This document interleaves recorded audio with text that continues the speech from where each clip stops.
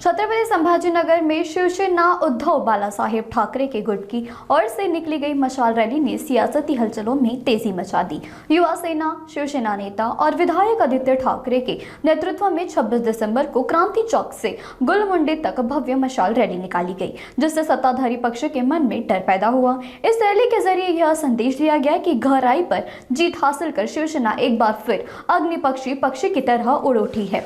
Rally को नागरिक का जबरदस्त और उत्साहपूर्वक समर्थन मिला, जिससे पूरा इलाका शिवसेना नजर आया। इस मशाल रैली में शिवसेना के पदाधिकारी, महिला आघाड़ी, युवा सेना, युक्ति सेना, इच्छुक उम्मीदवार, विभिन्न सहयोगी संगठनों ने कार्यकर्ता और बड़ी संख्या में आम नागरिकों को शामिल किया। हर किसी के हाथ में मशाल थी और सत्ताधारी के खिलाफ आक्रोश खुलकर सामने आया। ढोल ताशा की गूंज के बीच जय भवानी, जय शिवाजी, शिवसेना जिंदाबाद और बाला साहेब जिंदाबाद के नारे लगाए गए।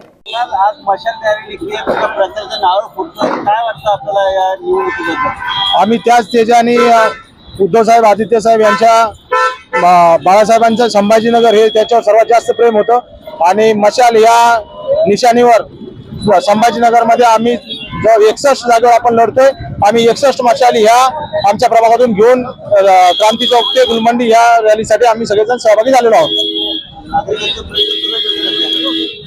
तुमच्याकडून जे निघून गेलेले किंवा तुमच्या पक्षाला सोडून गेलेले ते स्वतः तुमच्या समोर उभं राहत आहे, कसं बघताय याकडे? आम्हाला त्यांनी काही फरक पडणार नाही। मशाल या चिन्हावर आमचे सर्वात जास्त सीट निवडून येतील आणि गटारांना नागरिक त्यांची जागा दाखवून देतील। काय नाव आपलं? दिग्विजय शेरकाने, शहर प्रमुख।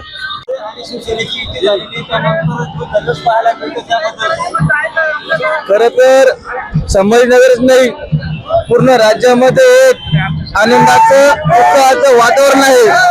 जसं की आपण बघताय आता जिथे मशाल पेटलेली आहे, नक्कीच येणाऱ्या महापालिकेत सुद्धा आमचा महापौर 100% विजय होणार आहे। आपण सगळीकडे बघताय आज याच्याकडे पाय ठेवायला कुठे जागा नाहीये आणि उमेदवार नसून तर वाड्यातले नागरिक सुद्धा याच्यामध्ये स्वतःच्या खुशीने सामील झालेले। निश्चितच याचा अर्थ असा आहे की येणाऱ्या महापालिकेत शिवसेना उद्धव बाळासाहेब ठाकरे तसेच आदरणीय राजसाहेब ठाकरे यांच्याच युतीचा विजय 100% होणार आहे।